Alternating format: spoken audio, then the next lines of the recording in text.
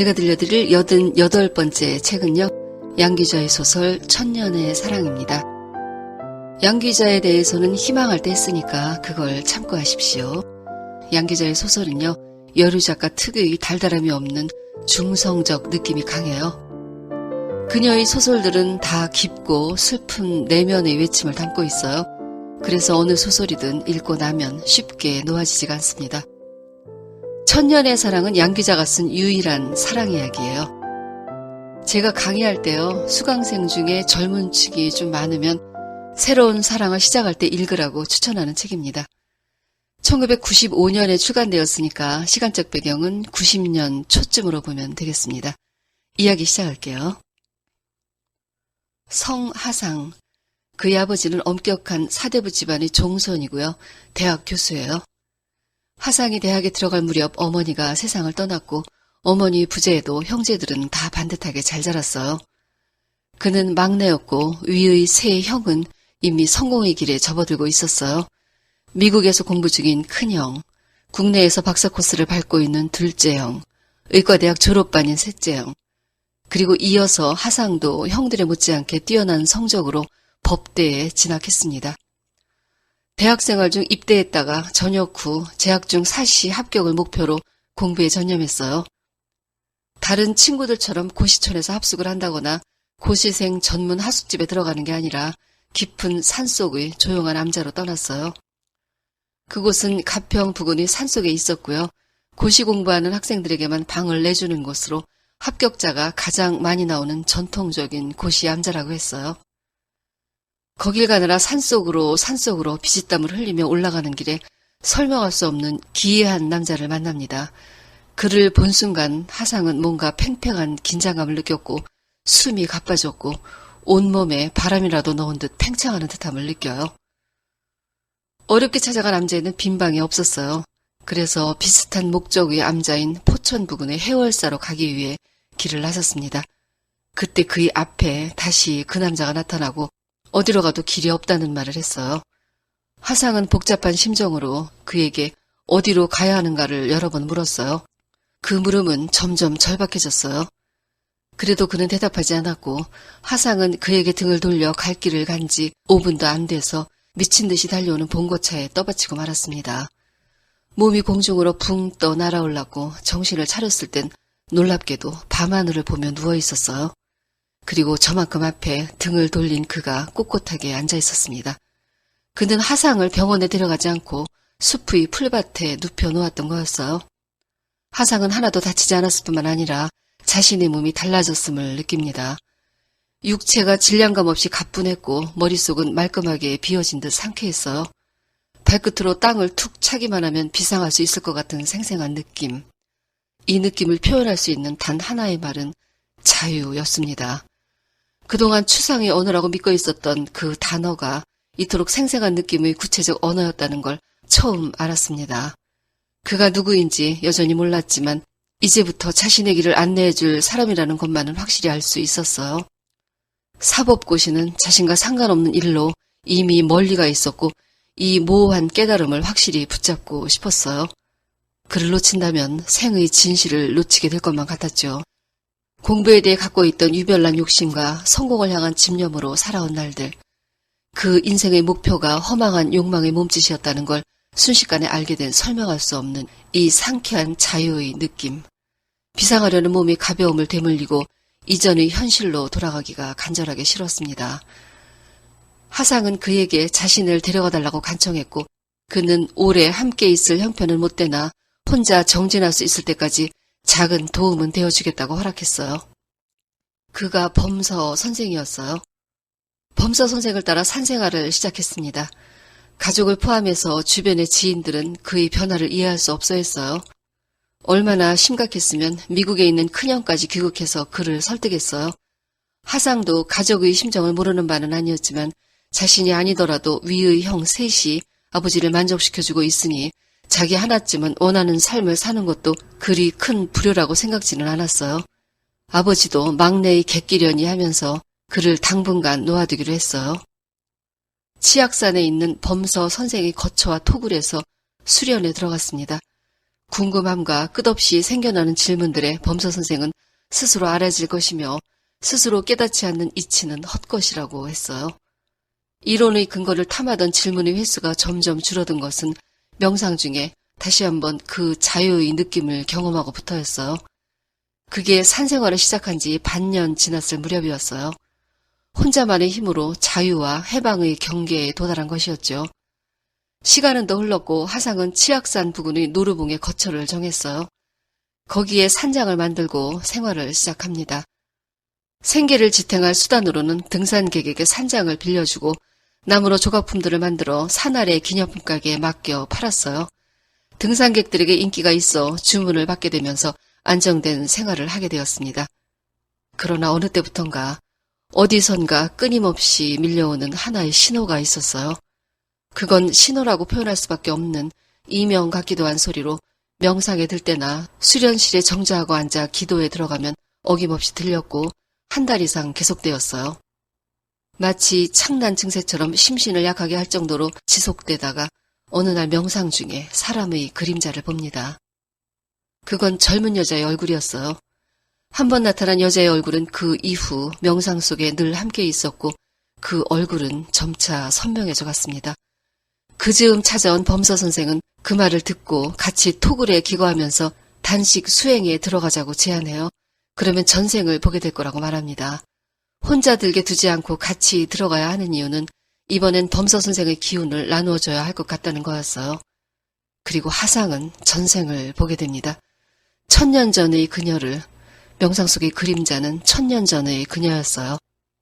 그 뒤의 세월 속에서 자신은 사슴이었다가 양이었다가 풀이었다가 이번 생에 비로소 자신으로 태어났어요. 자신과 이루어질 수 없는 사랑을 했던 그녀도 1000년 만에 동시대의 그녀로 태어나 있었어요. 그는 전생의 그녀를 명상 속에서 떨궈내지 못했습니다.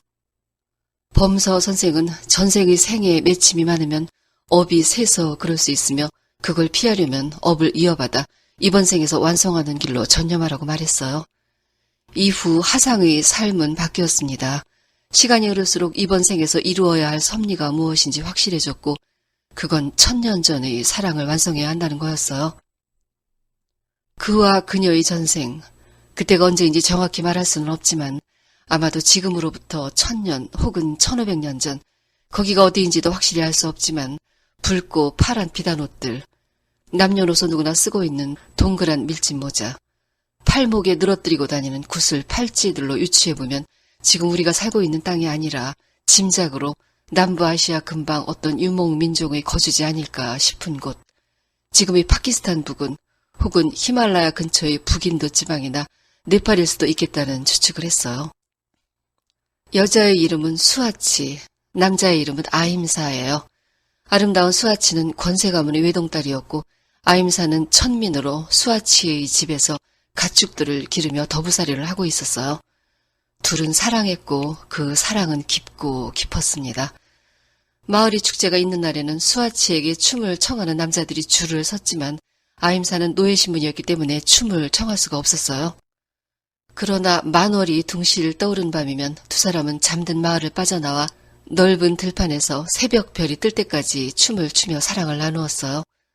어느 해 봄 수아치는 임신을 했습니다.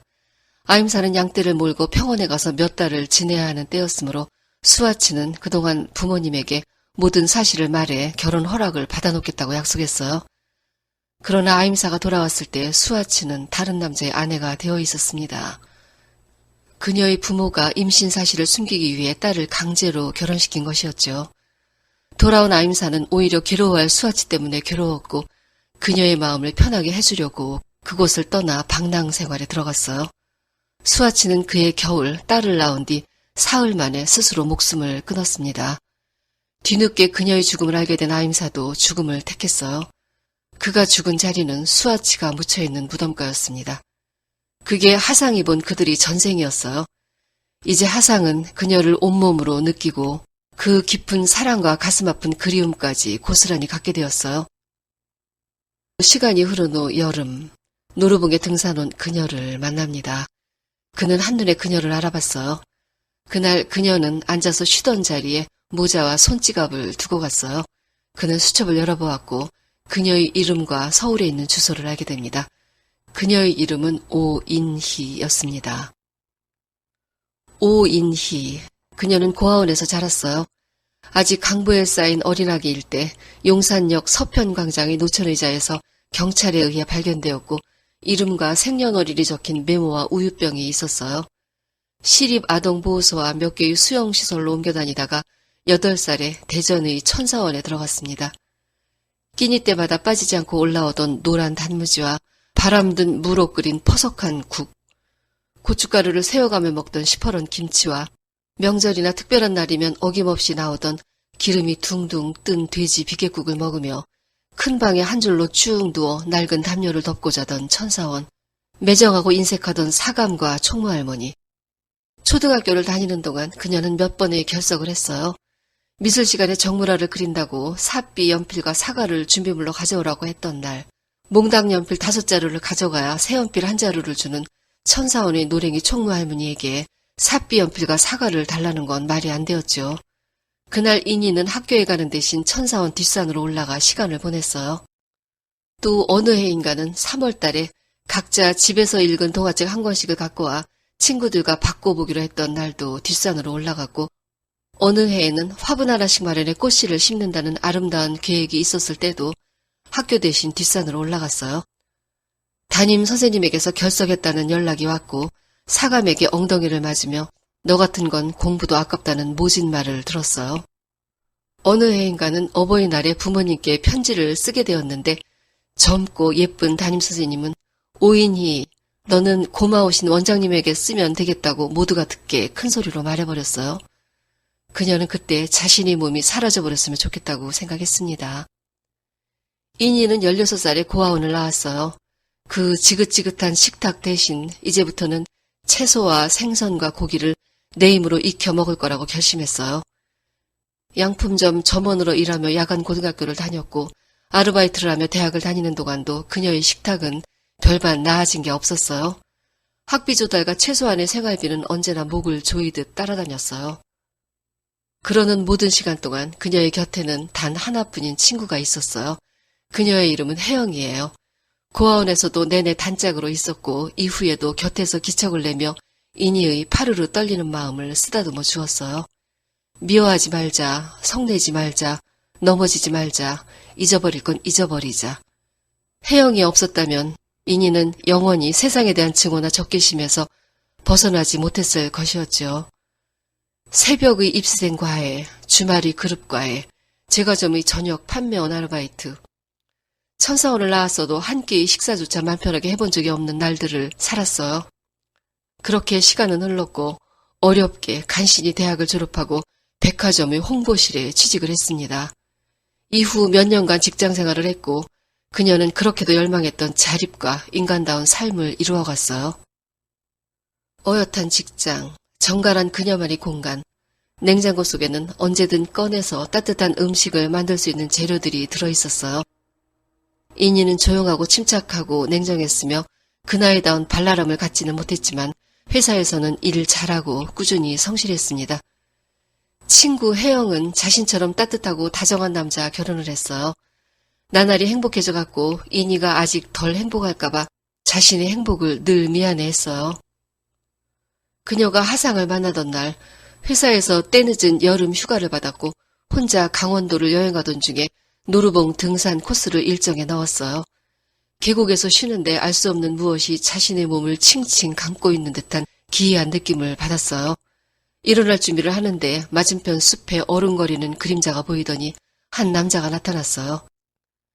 키가 큰 젊은 남자, 그 옆에는 늘씬하고 탄탄한 몸피의 노란 털의 개 한 마리가 서 있었어요. 그들은 계곡을 사이에 두고 서로에게 놀라며 한참을 마주보고 있었습니다.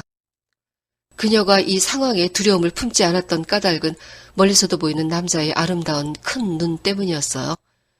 그는 노루봉에 가십니까? 라고 물었는데 그 나지막한 목소리는 순한 눈처럼 부드러웠지만 목마른 듯 절실하게 들렸어요. 내려가는 길이라고 대답을 하고는 남자의 시선이 너무 따가워 서둘러 자리를 떴고 산길을 내려오면서 여전히 남자의 시선에 묶여있다는 생각을 합니다. 그녀가 두고 온 모자와 지갑을 남자가 갖고 다시 나타났을 때 그녀는 그를 가까이서 자세히 볼 수 있었어요.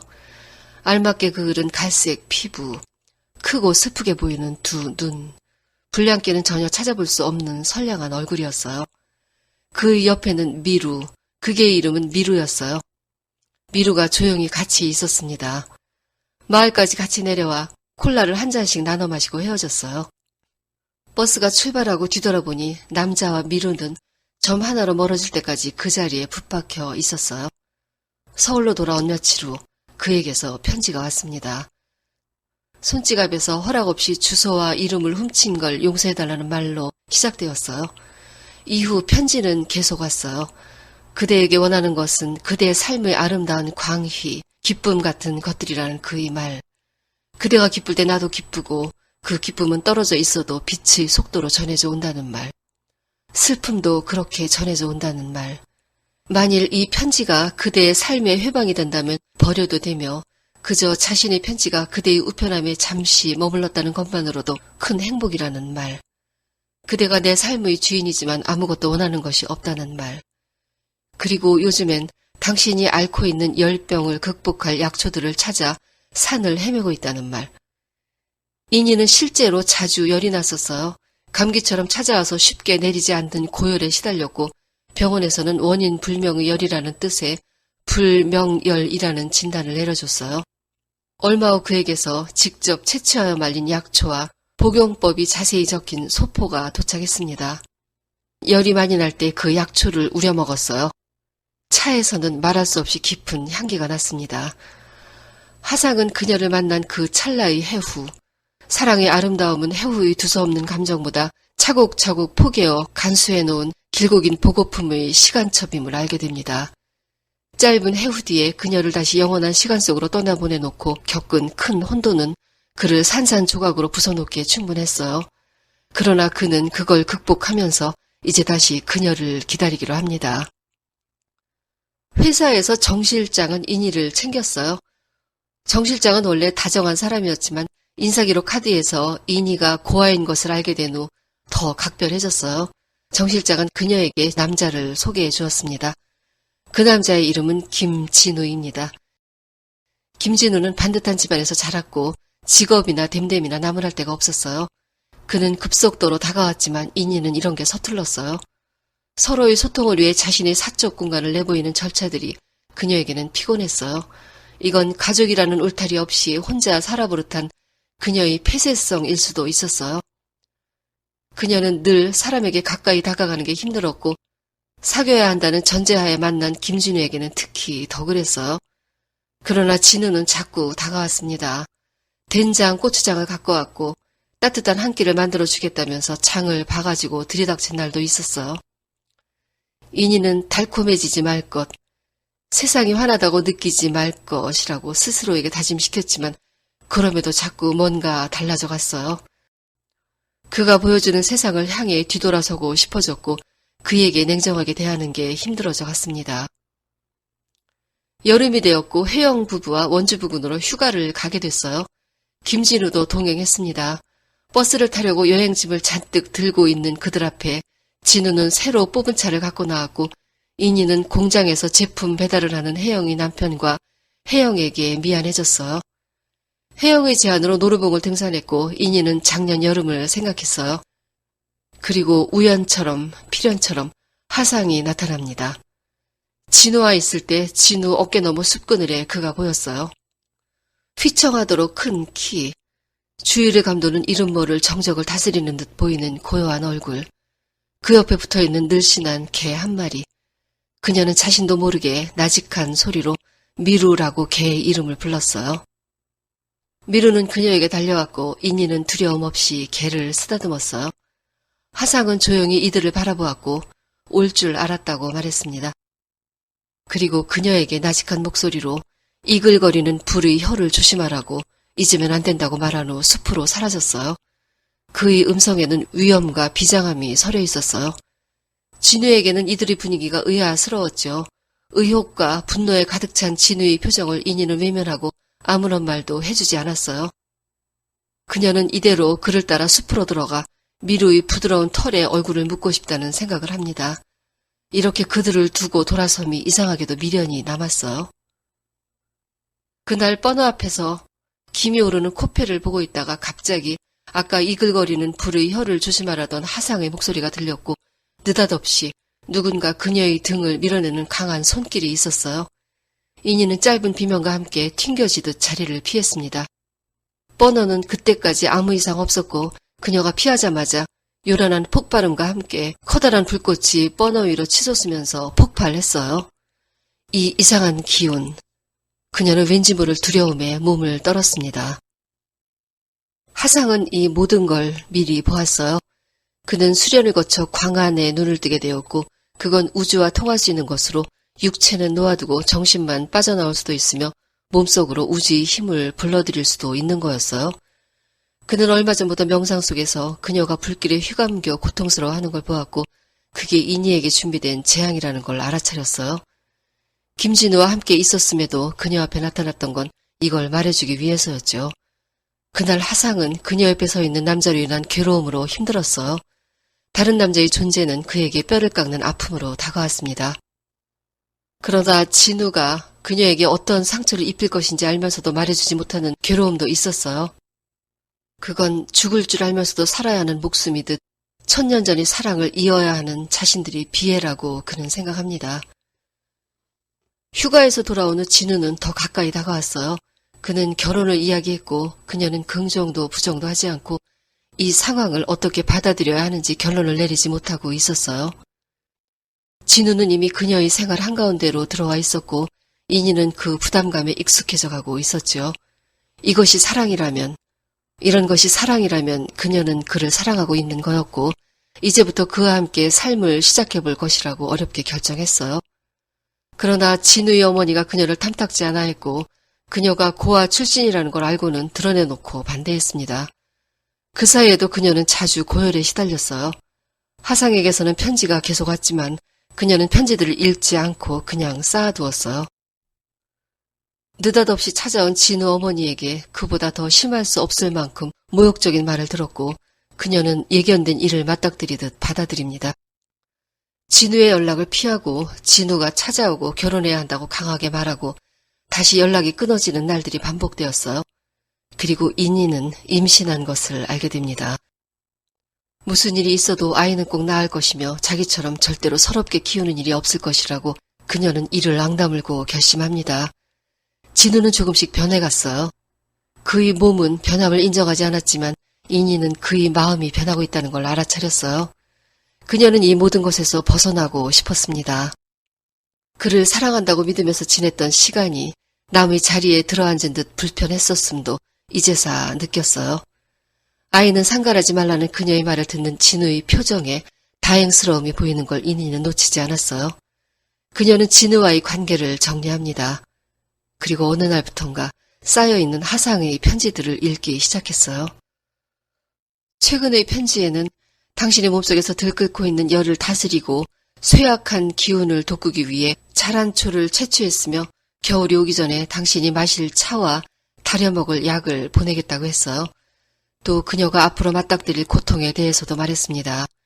아직 세상에 더 시달려야 하며 그건 당신이 잘못이 아니라 지난 세상의 업이라고 했어요. 각오하고 맞는 절망과 준비 없는 절망은 비교할 수 없을 만큼 크기 때문에 미리 알려주는 거라고 했어요. 그는 이니를 가엾은 당신이라고 불렀습니다. 또 한 편지에는 당신을 데려오기 위한 준비를 하고 있다고도 쓰여 있었어요. 4월이 지났고 여름 의류가 들어오기 시작하는 계절이 왔어요.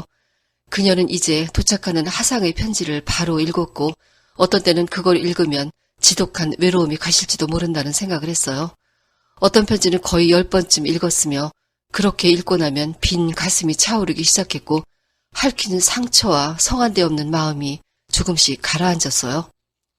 어떻게 이리도 간절할 수 있을까? 무엇으로 덮이는 마음이 이렇게 한결같을 수 있을까?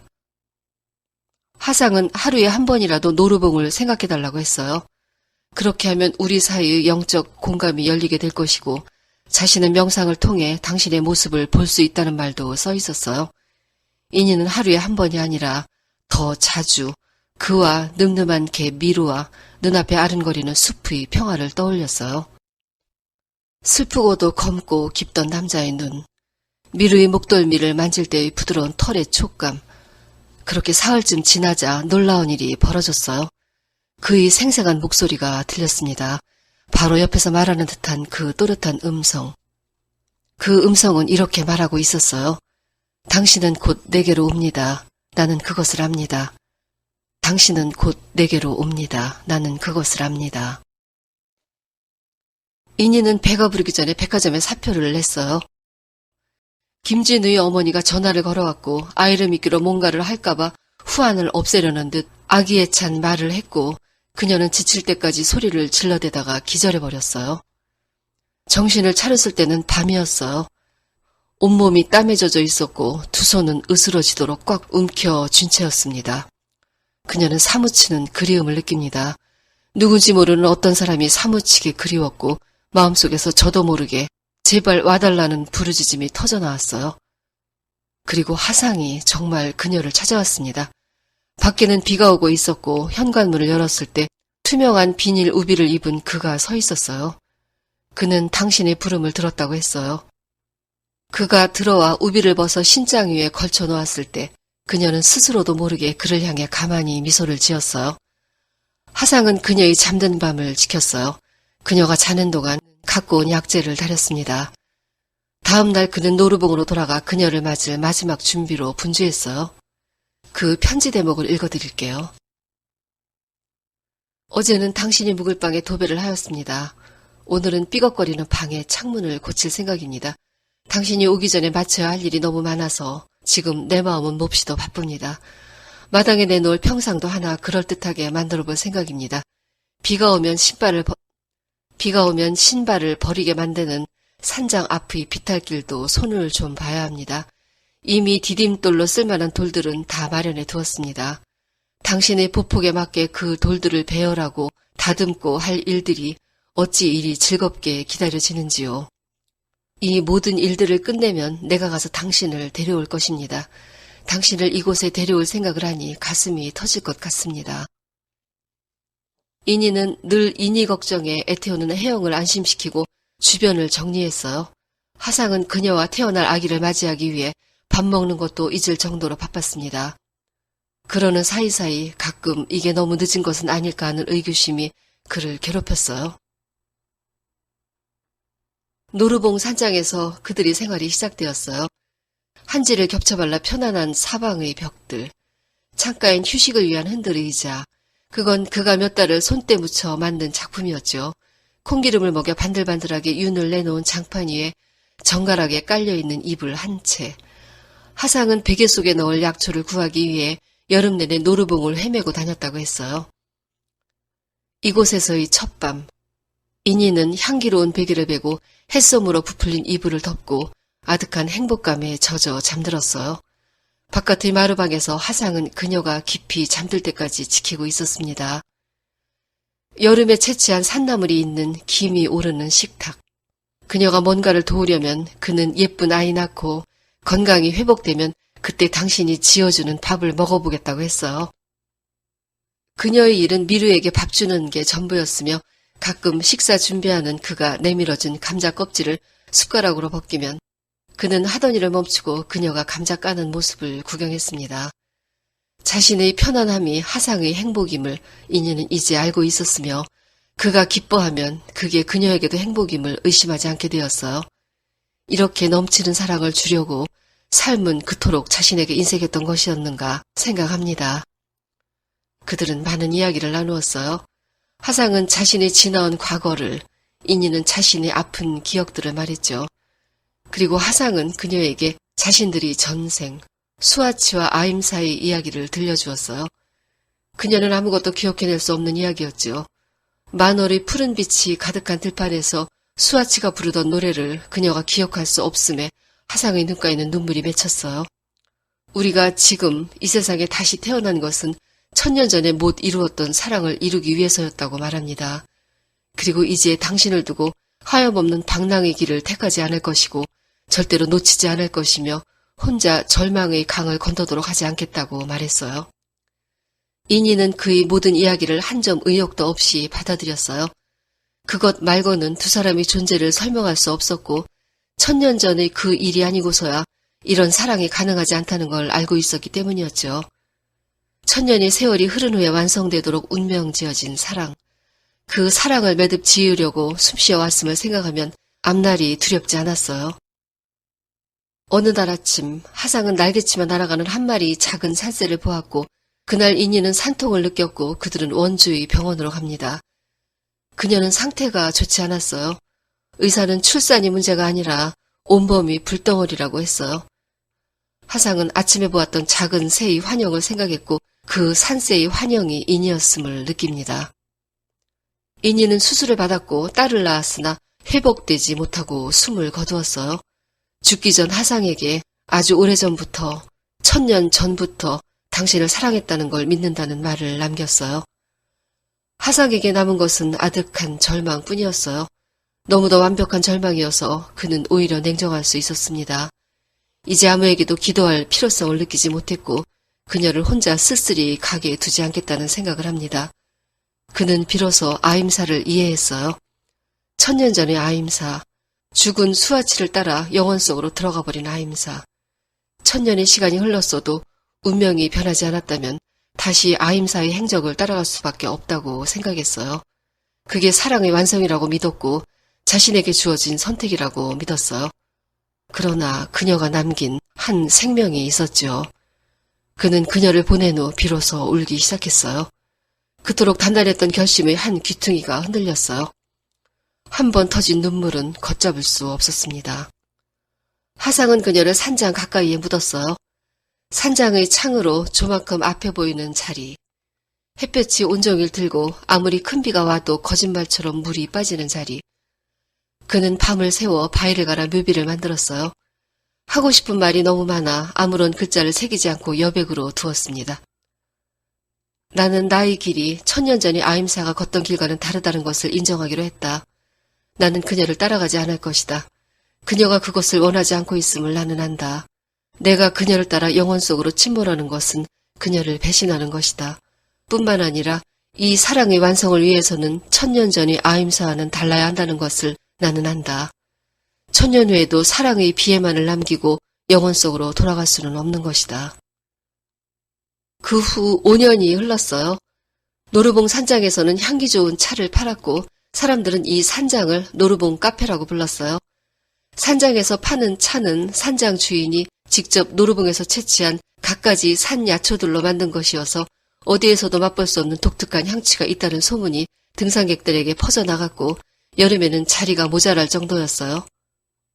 산장을 찾은 사람들이 눈에 꼭 띄는 게 있었는데 그건 산장 발치에 있는 무덤이었어요. 누군가의 지극한 정성으로 가꾸어진 무덤. 그 앞에서 뛰놀고 있는 단발머리 여자아이와 누런 털이 늙은 개를 볼 수 있었어요. 등산객들이 산을 내려가고 저 멀리 짧은 석양의 황홀한 빛잔치마저 쓰러지는 시간에도 아이는 무덤가 풀밭에서 개와 장난치며 뒹굴고 있었어요. 그리고 그 시간이면 산장 굴뚝으로 하얀 연기가 피어올랐어요. 그건 아이를 씻길 물을 데우기 위해 산장 주인이 아궁이에 불을 지피는 연기였어요. 목욕물에 넣은 약초가 다 우러난 듯 싶으면 주인은 얼굴에 미소를 가득 담고 아이의 이름을 불렀습니다. 아이의 이름은 인희였어요. 그 대목입니다. 그가 아이의 이름을 부르면 그 울림은 온 산을 메아리로 떠돌아 나뭇가지도 흔들고 잎사귀도 매만지고 작디 작은 산꽃 떨기들 위에도 앉았다가 마침내 아이가 있는 무덤가로 되돌아오곤 하는 것이었다. 소설은 여기서 끝입니다. 모든 사랑은 간절해서 아름답고요. 이루지 못한 사랑은 기억 속에서 보존되고 다듬어짐으로 더 아름다울 수밖에 없습니다. 우리도 사랑을 했었고요. 지금 그 사랑과 함께라면 완성한 거겠죠. 일상 속에서의 부대낌으로 빛이 많이 바래졌을 겁니다. 그러나 그것조차 사랑이 아니라고 말할 수는 없죠. 같이 겪은 세월을 생각하면 사랑보다 더한 동행이었을 테니까요. 1000년을 건너온 사랑을 우리는 작가의 상상력으로 만났어요. 그러나 책을 읽다 보면요.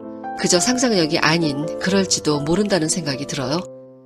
이게 그랬으면 좋겠다라던가 우리 평범하고 지리한 일상에 전설을 집어넣어서 임팩트 있게 만들고 싶은 욕망일 수도 있겠지만요. 그러나 그런 1000년 전의 전생이 있었는지 없었는지 그건 아무도 모르는 거지요. 그걸 어느 누가 알 수 있겠어요? 어떤 현상에 대해서 일반적인 감정이 느껴지지 않을 때가 있죠. 푸른 들판을 보면 왜 눈물이 쏟아지는지, 한여름 하늘의 배경으로 가로수 잎을 올려다보았을 때 밀려드는 슬픔을 왜 억제할 수 없는지, 어느 시대의 거리 사진이나 그림 혹은 주택 건물이 나를 확 끌어당길 때 어쩌면 그게 나의 전생과 관련 있는 건 아닐까요? 우리는 늘 딱 정해진 답을 살고 있어요. 아니라고 우겨도 결국 그걸 쫓고 있죠. 그러므로 상상조차 할 수 없다면 너무 삭막합니다. 게다가 그게 상상일 거라고 규정지을 근거는 어디에도 없거든요.